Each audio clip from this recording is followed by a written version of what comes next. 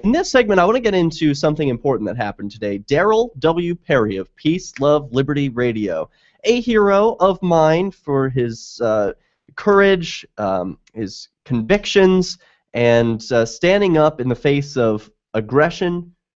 He is a super activist for publishing podcasts, live reads, papers. He just does so much. He does civil disobedience or peaceful non-compliance with regard to not registering his vehicle.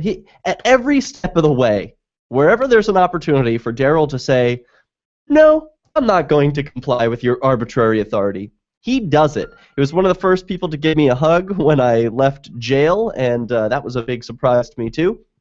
But now that I know him and do shows with him, I think that he's an amazing activist. So you can learn about Darryl at fpp.cc. That's Free Press Publications Creative Commons. So fpp.cc is where you can learn about Darryl. He had a trial today in Keene, New Hampshire, Keene in the Shire. I was there. There were a few other activists who were there video recording, some just attending to witness the trial. And it's always an event when there's an activist trial in Keene, because you know that there's going to be some unconventional questions being asked of these authority figures, and there's always opportunities to disobey the rules of the courtroom, for example, wearing a hat or not standing for the judge, all of which are pretty common in Keene. And then Darryl's questions about the nature of the crime. Right out the gate, first the state makes it. Well, what was it about? Let me back up here.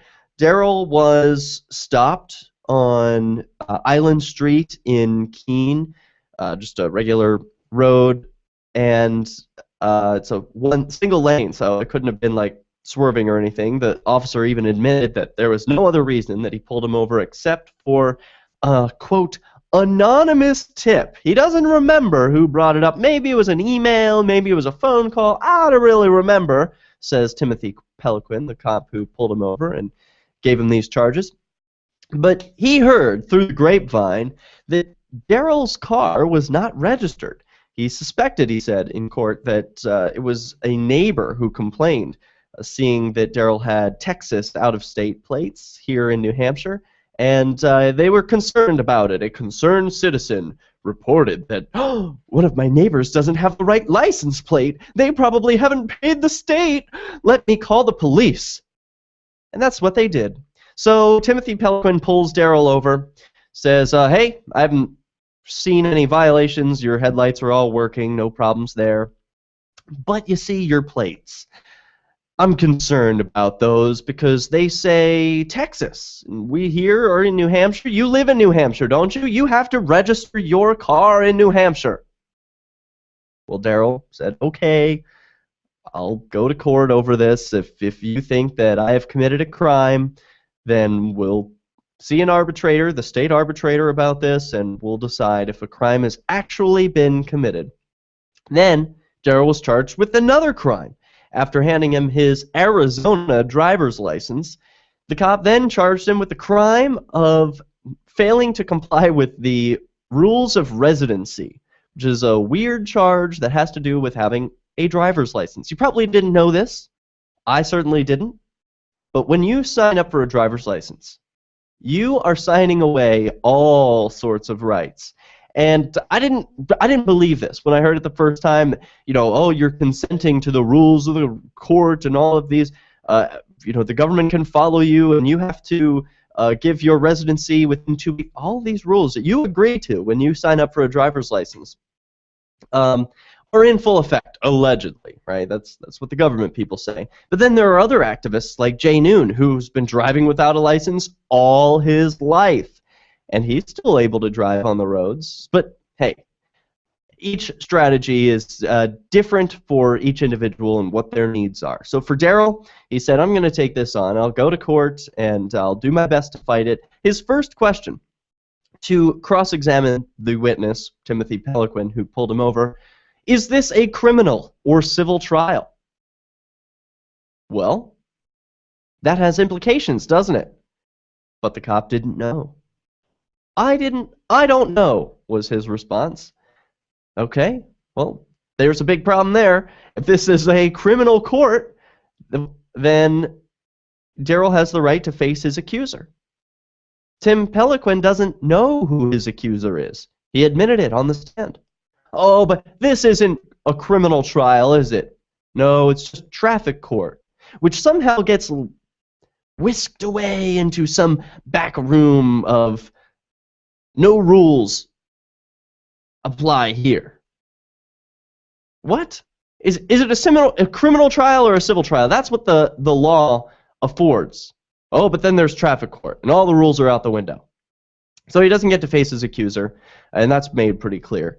His second question is, shoot, I totally forget what his second question is, but it totally tripped up the officer. I'll see if I can pull up the tweets, because I was live tweeting today what was going on inside the courtroom.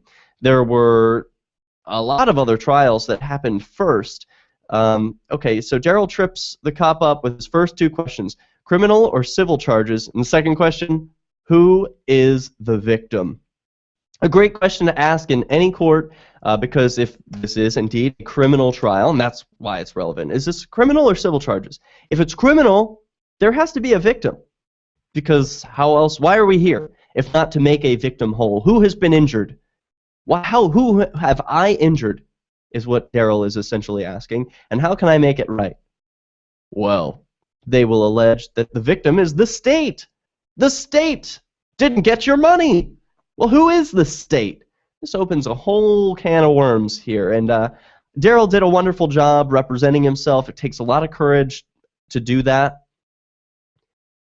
It can always be improved. The video will be posted on freekeen.com tomorrow. I'm actually working on the first ever, that I know of, it's the first ever trial with picture-in-picture of the judge. So you get a standard, never cuts away shot of what the judge is thinking at all times. You can read his face, you can see the arguments being made, and focus in right there on the judge.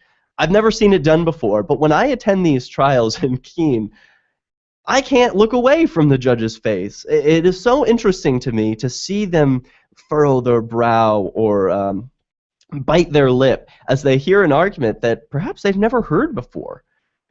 It must be a unique situation for judges in Keene, New Hampshire, because this is a place where people who are civil disobedience like to aggregate. They like to get together here and do their acts of peaceful noncompliance together.